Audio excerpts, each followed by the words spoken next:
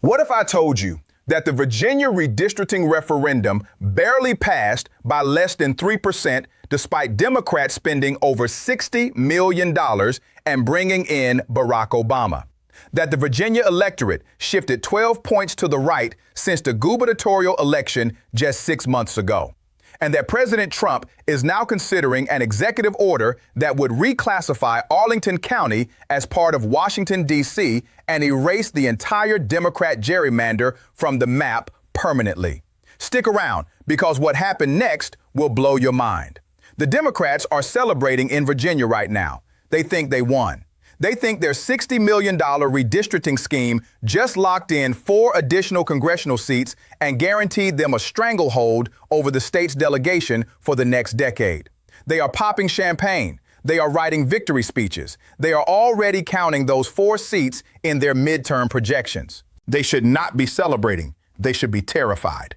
Because what actually happened on Tuesday night is not a Democrat victory. It is a warning siren so loud and so alarming that every Democrat strategist in the country should be losing sleep right now.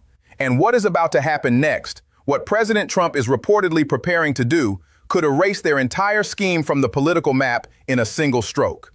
If you believe that a redistricting referendum rammed through in a single legislative session that violated Virginia's own constitution and was funded by $60 million in dark money should not stand, smash that like button right now. Every click sends a message that the American people are watching and that unconstitutional power grabs will be challenged no matter how much money is thrown behind them. Because by the end of this video, you will understand exactly what the Tuesday night numbers actually reveal and why the Democrats should be panicking instead of celebrating. How one single county with deep ties to the federal bureaucracy dragged this referendum across the finish line against the will of the rest of the state. Why a judge has already ruled this entire redistricting push illegal, and why the Virginia Supreme Court has not yet resolved that question. And what President Trump's reported executive order on Arlington County would do, and why the legal argument behind it is far stronger than anyone in the media is willing to admit. Now let me start with the numbers from Tuesday night, because the media is telling you one story and the data is telling you a completely different one. The Virginia redistricting referendum passed. That is true. It passed by a margin of 51.5% to 48.5%, less than 3 points. In a state where just 6 months ago, the Democrat candidate for governor won by 15 points. In a state where Democrats swept the House of Delegates with their biggest majority since 1992.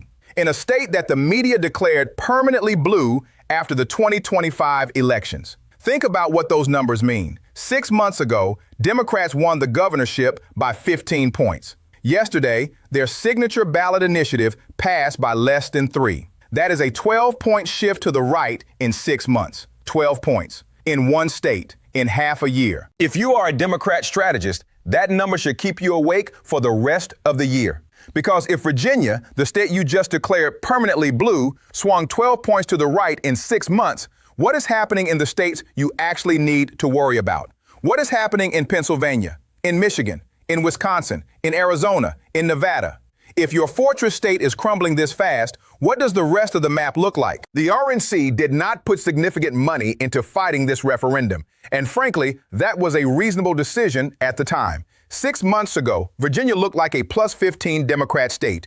You do not pour millions into a referendum fight in a state that lopsided. But as it turns out, Virginia is emphatically not a plus 15 Democrat state. It was plus 5 for Kamala Harris in 2024, and now the electorate has moved even further right than 2024. A plus 3 Democrat state is not a safe blue state. It is a contested state, a battleground state, a state where every race is competitive and every seat is in play. And God bless them, the patriots of Virginia came out and nearly killed this thing. Rural voters in the Shenandoah Valley showed up. Working class voters in Virginia Beach showed up. Small business owners in the Piedmont showed up. Farmers across Appalachian Virginia showed up. And they voted no in massive numbers. Against a $60 million campaign. Against Barack Obama stumping for the yes vote. Against the entire Democrat establishment throwing everything they had at this referendum. And they came within 3 points of defeating it. That is not a Democrat victory. That is a Democrat near-death experience. Now, let me tell you which county saved this referendum, because when you see where the yes votes actually came from, you will understand why this result is even more outrageous than it appears on the surface. There is one county that dragged this referendum across the finish line: Arlington County, a 26-square-mile urbanized county sitting directly across the Potomac River from Washington, D.C. Arlington is not a normal Virginia county. It contains no separate incorporated towns or cities within its boundaries. It is essentially a bedroom community for the federal government. The people who live in Arlington work in Washington. They work in federal agencies. They work in the bureaucracy. They are the administrative state made flesh. Arlington voted 80% yes on the redistricting referendum. 80%. Alexandria voted 78.9% yes. Falls Church voted 80% yes. Northern Virginia as a whole swung 37 points toward yes relative to the rest of the state. In a referendum decided by less than 3 points statewide, Northern Virginia was not just a factor, it was the entire factor. Arlington did not tip the scales. Arlington was the scales. Without the Northern Virginia federal employee vote, this referendum would have been defeated by a comfortable margin. The rest of Virginia, the Virginia that actually looks like Virginia, the farmers and veterans and small business owners and working families, voted no. What you are looking at is the deep state overriding the will of the people of Virginia. The same federal bureaucrats who spend every working day pulling levers of power in Washington went home to Arlington and Alexandria and Falls Church and used their concentrated population to impose their will on farmers in rural Appalachia, on workers in Roanoke, on veterans in Chesapeake. People who will never meet a federal bureaucrat in their daily lives are now going to have their congressional representation dictated by people who work for the very government they are trying to hold accountable. And these people get double representation. They live in Virginia, they enjoy Virginia governance and Virginia tax rates, but they spend every day wielding federal power that shapes the lives of every American in all 50 states. They already have outsized influence through their federal positions. And now they have used their residential concentration to gerrymander the rest of the state into submission. This is what the Democrats are celebrating: a referendum carried by federal bureaucrats over the objections of the people who actually make Virginia function. A referendum that turns a +5 Democrat state, which had a congressional delegation of 6 Democrats and 5 Republicans, which is exactly what you would expect from a +5 state, into a delegation of 10 Democrats and 1 Republican, 10-1. In a state the Democrats won by 5 points, and they did it by less than 3 points. In a referendum where the Democrats spent over $60 million, brought in Barack Obama, and hid the actual maps from the voters. Yes, you heard that right. The Democrats ordered localities not to show pictures of the proposed districts on the ballot. Voters casting their ballots on whether to approve new congressional maps were not allowed to see what those maps looked like. They were voting blind. They were told to approve a redistricting plan without being shown what the districts would look like. Because the Democrats knew that if voters saw the gerrymandered monstrosities they had drawn, they would vote no. And they still only won by less than 3 points. Now, let me tell you about the legal challenges, because this referendum is far from a done deal, and the legal arguments against it are not just plausible, they are overwhelming. A Tazewell County court judge named Jack Hurley has already ruled that this entire redistricting push was illegal. The ruling was specific, and it was devastating. Judge Hurley found that the Democrats failed to follow Virginia's own constitutional rules for amending the state constitution. Virginia's constitution requires that any constitutional amendment pass in 2 separate legislative sessions with an intervening election in between. 2 sessions, 1 election. That is the process. That is what the Constitution demands. The purpose is to ensure that any change to the fundamental governing document of the state has been considered, debated, and endorsed by the people through their elected representatives across 2 separate legislative cycles. The Democrats did not follow that process. They did not pass the measure in a legislative session before the statewide elections. They did not allow an intervening election to serve as a Democratic check. They rammed the entire thing through a single legislative session and rushed it to the ballot before anyone could challenge it properly. They skipped the constitutionally mandated process because they knew they could not meet the requirements in time for the midterms. They needed the gerrymandered maps in place for 2026. The constitutional process would have delayed it past the midterm deadline.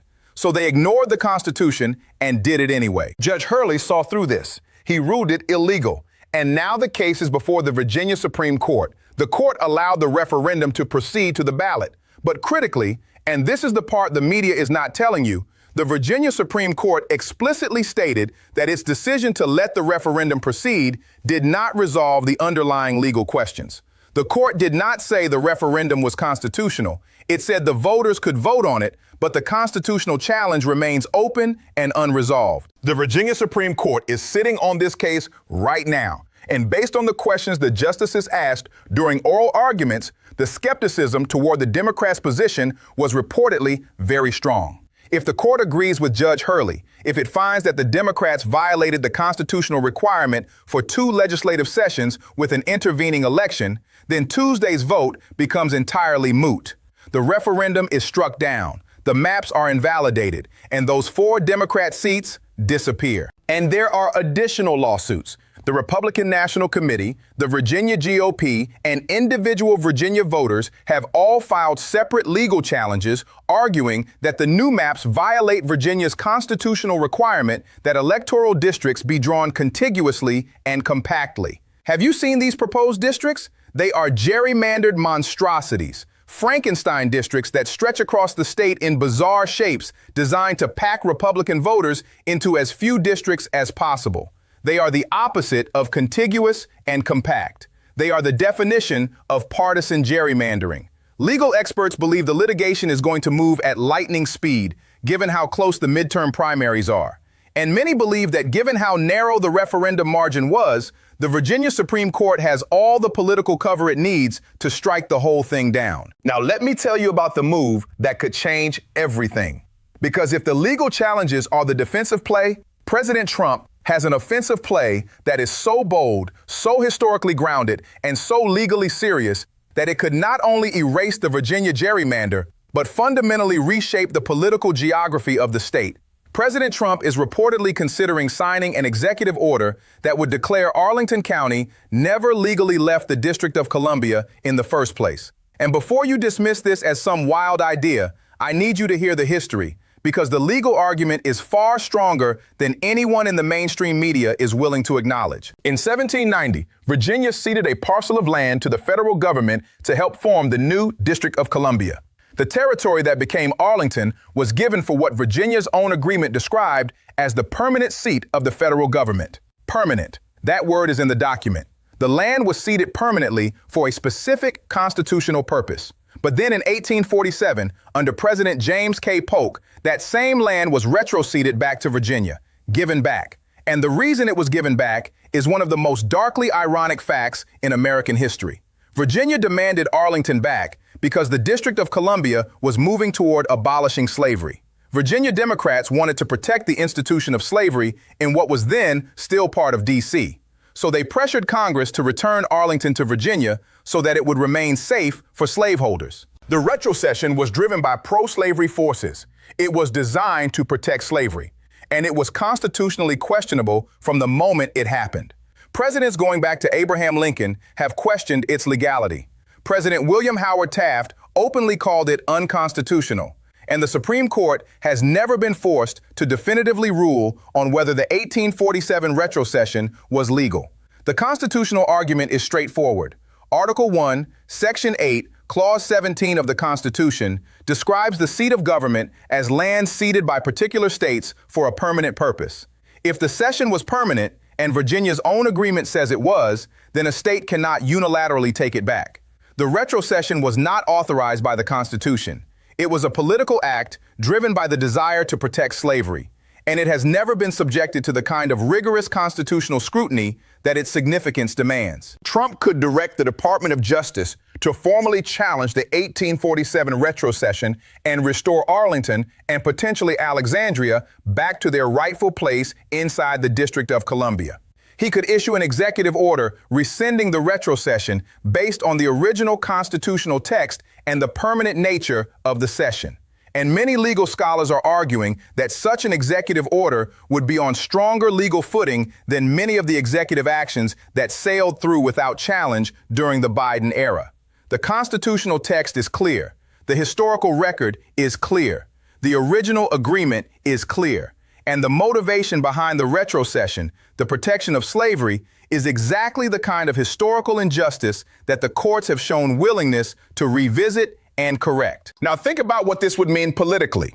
If Arlington and Alexandria are reclassified as part of the District of Columbia, they are no longer part of Virginia for the purposes of congressional representation. The 80% yes vote from Arlington? Gone. The 78.9% yes vote from Alexandria? Gone. The concentrated federal employee population that dragged this referendum across the finish line? No longer part of the Virginia electorate. Without Arlington and Alexandria, Virginia is not a +5 Democrat state. It is not even a purple state. It is a lean Republican state. The gerrymandering referendum would not have passed. The congressional delegation would reflect the actual political preferences of the people who live in the rest of Virginia. And the farmers in the Shenandoah Valley and the workers in Virginia Beach and the veterans in Chesapeake would finally have representation that reflects their values instead of the values of federal bureaucrats who happen to sleep on the Virginia side of the Potomac. This is the boldest move imaginable, and it would be historically grounded, constitutionally supported, and morally justified by the fact that the original retrocession was carried out to protect slavery. Now let me bring all of this together, because the situation in Virginia is not what the Democrats think it is. It is not a done deal. It is not a locked-in victory. It is the opening round of a multi-front war that the Democrats may very well lose. Front 1. The Virginia Supreme Court is sitting on the constitutional challenge to the referendum. Judge Hurley already ruled it illegal. The justices sounded skeptical during oral arguments. If they strike it down, the 4 Democrat seats vanish overnight. Front 2. The RNC and Virginia GOP have filed lawsuits challenging the maps themselves as violations of Virginia's requirement for contiguous and compact districts. The gerrymandered districts are indefensible by any objective standard. Front 3. President Trump is reportedly considering the Arlington executive order. If he directs the DOJ to challenge the retrocession, the entire Northern Virginia gerrymander machine goes with it. And underneath all 3 fronts is the most important fact of all. The Virginia electorate shifted 12 points to the right in 6 months. The Democrats spent $60 million. They brought in Obama. They hid the maps from voters, and they barely survived. In a state they won by 15 points just 6 months ago, that is not strength. That is desperation. That is a party spending $60 million to win by less than 3 points in what they call their home turf. If that is what victory looks like for the Democrats, I would hate to see what they consider a defeat. The legal challenges are moving. The Supreme Court is deliberating. The executive order is being prepared. And the voters of Virginia have already demonstrated that they are far more conservative than anyone in the political establishment believed. This is not over. It is barely beginning. The Democrats fired their best shot. They spent every dollar. They deployed every asset. They broke every rule. And they won by the skin of their teeth against an opposition that was outspent, outgunned, and fighting in what was supposed to be hostile territory. Now imagine what happens when the Republican machine actually engages, when the RNC puts real money into Virginia, when Trump campaigns in the state, when the legal challenges reach their conclusion, when the Virginia Supreme Court rules, when the executive order drops. The Democrats thought Tuesday was the end of the fight. It was the beginning. Don't stop here. The Virginia Supreme Court ruling could drop any day, and President Trump's response to the redistricting scheme is still developing. Click on the next video as we continue to cover the battle for Virginia, the legal challenges to the gerrymander, and the historic executive order that could redraw the political map of the entire state.